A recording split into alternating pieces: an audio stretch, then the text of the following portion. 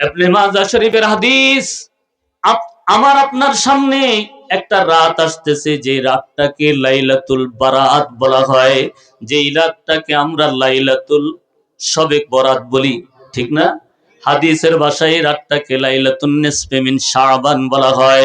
নবীজি বলছেন এটা লাইলাতুন নিসফে মিন শাবান।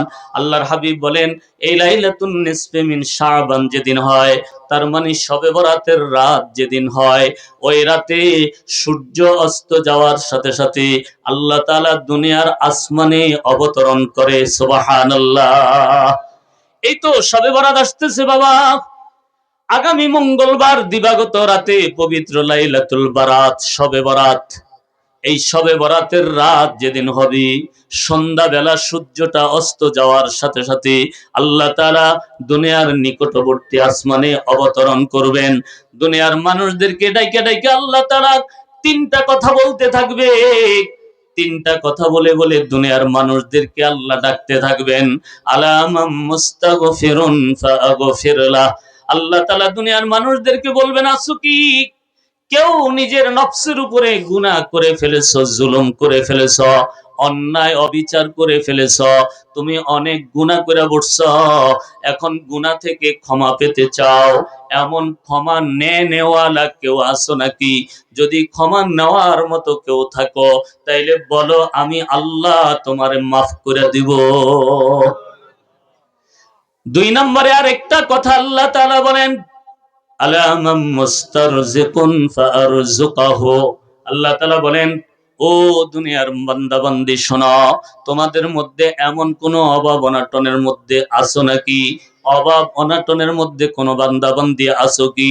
রিজিকের অভাব অনাটন, ব্যবসার অভাব অনাটন, দুনিয়ার মধ্যে নানান পেরেশানির অভাব অনাটন, কয় এমন যদি কোনো অভাব অনাটনের মধ্যে কেউ থেকে থাকো, তাইলে আমার কাছে বলো, আমি আল্লাহ তোমার অভাব দূর করে দিব।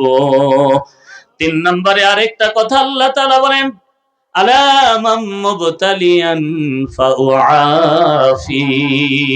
তিন নম্বরে আল্লাহ তাআলা আরেকটা কথা বলে বলে ডাকতে থাকি, কোন অসুস্থ রুগ্ন ব্যক্তি আছো কি?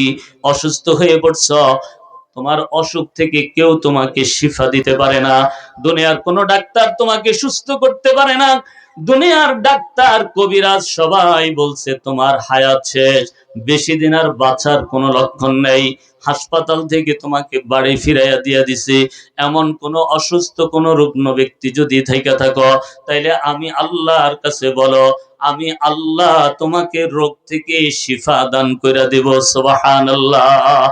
কত সময় পর্যন্ত এই কথাগুলো বলবে? আল্লাহর নবী হাদিস শরীফের মধ্যে বলেন, আলা কাজা আলা কাজা হাত্তা ইয়াতলুআল ফজর।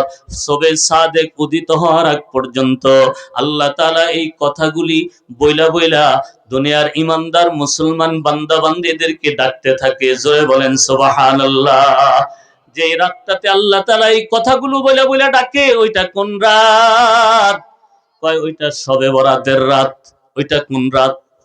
কথা বলেন, এটা কোন রাত?